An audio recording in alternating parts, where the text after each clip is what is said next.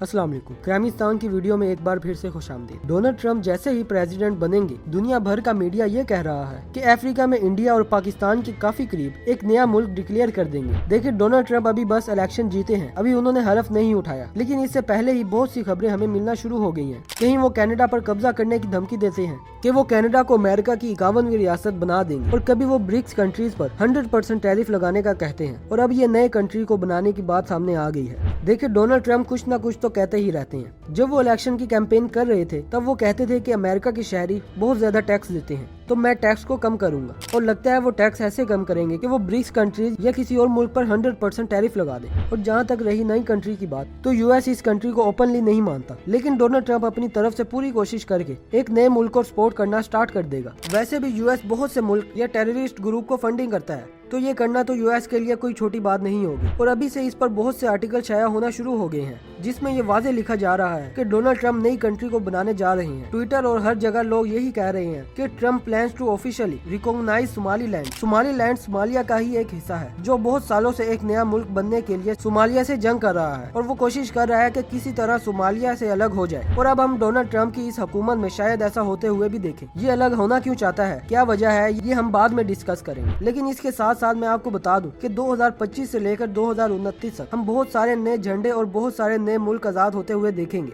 कई ऐसे मुल्क जो लंबे अरसे से आजादी की जंग लड़ रहे थे, लेकिन वो आजाद नहीं हो पा रहे थे या वो लड़ नहीं पा रहे थे। लेकिन अब डोनाल्ड ट्रंप की इस हुकूमत में हम देखेंगे कि उनमें से काफी सारे मुल्क आजाद हो जाएंगे और काफी सारे नए मुल्क वजूद में आएंगे, जिनका झंडा और शनाख्त अलग होगी, और यूएस उनको सपोर्ट भी करेगा। और अगर यूएस ने उनको सपोर्ट किया, तो ना होते हुए भी बहुत से मुल्कों को उसको मानना पड़ेगा, क्योंकि अमेरिका पूरी दुनिया का सुपर पावर है और उसी के पास सारी ताकत है। अब जरा सोमालिया की बात करते हैं। सोमालिया जो कि अफ्रीका के कॉन्टिनेंट का एक बहुत ही गरीब मुल्क है, और अब इसका बंटवारा ट्रंप कर देंगे। देखिए, दुनिया का सबसे गरीब कॉन्टिनेंट अफ्रीका ही है, क्योंकि उसमें बहुत सारे गरीब मुल्क पाए जाते हैं, और सोमालिया भी उन्हीं में से एक है।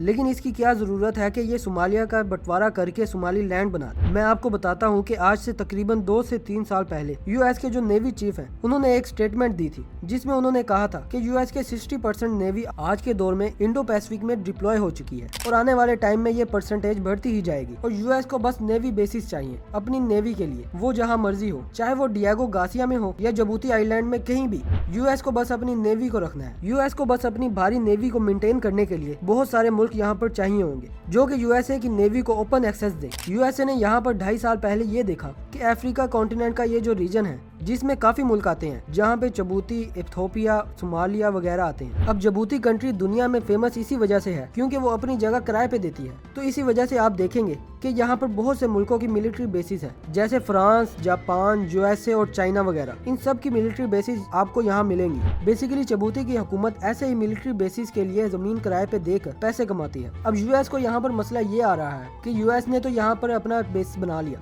लेकिन यहाँ पर चाइना भी आ गया, और इसी वजह से यूएस को पता है कि अगर अमेरिका ने अरेबियन सी में चाइना को प्रॉपर्ली चेकमेट करना है, तो इसके लिए बहुत इंपॉर्टेंट ये है कि सोमालिया की बेस में यूएस की नेवी को बड़ा एक्सेस मिले, ऐसा एक्सेस जो किसी भी कंट्री को नहीं मिला। मगर यूएसए के लिए यहाँ पर एक प्रॉब्लम ये थी कि सोमालिया के मामले में चाइना यूएसए से बहुत आगे निकल आया है, और चाइना कहता है कि यूनाइटेड सोमालिया को चाइना सपोर्ट करेगा, और चाइना के सोमालिया के साथ बहुत अच्छे ताल्लुक बन गए हैं। जबकि ट्रंप का ये मानना था कि अगर पूरे सोमालिया को अगर ये सपोर्ट नहीं कर पा रहा, तो सोमालिया में से कुछ लोग हैं जिन्होंने अपना खुद का एक रीजन यहाँ पे बना रखा है, और ये लोग कहते हैं कि हम सोमाली लैंड से हैं। इनके हिसाब से ये अलग कंट्री है, एक सोमालिया और एक सोमाली लैंड। तो यूएसए ने अब ये डिसाइड किया है कि अब ये जो टूटा हुआ अलग से रीजन है, जिसको कोई नहीं मानता, जिसको चाइना नहीं मानता, रशिया भी नहीं मानता, उसको यूएसए मानेगा, और यूएसए अपनी तरफ से सोमाली लैंड को सपोर्ट करने के लिए तैयार भी हो गया है। और डोनाल्ड ट्रंप बहुत ही जल्द इसको सपोर्ट करना स्टार्ट भी कर देंगे, और अगर अमेरिका ने इसको सपोर्ट करना शुरू कर दिया, तो बहुत सी और कंट्रीज भी इसको मानने के लिए तैयार हो जाएंगे। लेकिन यूएसए का मोटो एक ही है कि यूएसए के हिसाब से ये लोग जितना इंडो पैसिफिक के इस पूरे रीजन में यूएसए की नेवी स्ट्रॉन्ग होगी, उतना ही ये चैलेंज कर पाएंगे चाइना और रशिया को, और यूएसए दुनिया में डोमिनेंट सुपर पावर रह पाएगा। और इसीलिए डोनाल्ड ट्रंप इसको सपोर्ट करने के लिए हर हद तक जाएगा, क्योंकि डोनाल्ड ट्रंप का तो आपको पता ही है कि कैसे वो बयान देते हैं कि हम चाइना को खत्म कर देंगे, हम सुपर पावर हैं। अच्छा, इसमें एक और बात, ये जो सोमाली लैंड को सपोर्ट करने की बात है, ये सिर्फ डोनाल्ड ट्रंप की ही नहीं है, बल्कि यूएसए बहुत सालों से इस पे प्लान कर रहा है। अब इसी पर यूएसए के एक चीफ ने एक बात की थी, जिसमें उन्होंने कहा था कि मुझे एक लिस्ट दिखाई गई थी, जिसमें 7 कंट्रीज के नाम थे,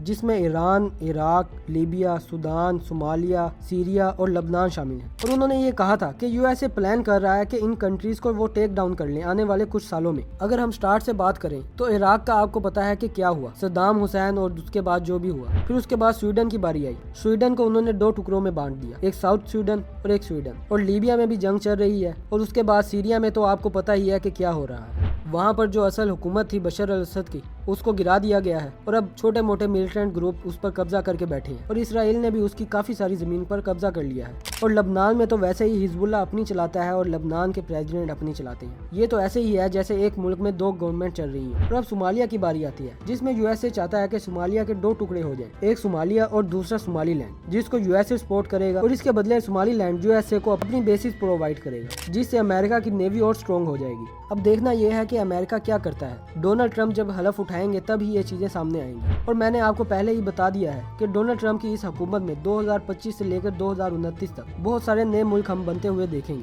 اب دیکھنا یہ ہے کہ امریکہ اس کو کتنا سپورٹ کرتا ہے۔ آپ کو کیا لگتا ہے کہ امریکہ اس نئی کنٹری کو بنا پائے گا اور سپورٹ کر پائے گا؟ اپنی قیمتی رائے کا اظہار کمنٹ سیکشن میں ضرور کیجیے گا۔ اللہ حافظ۔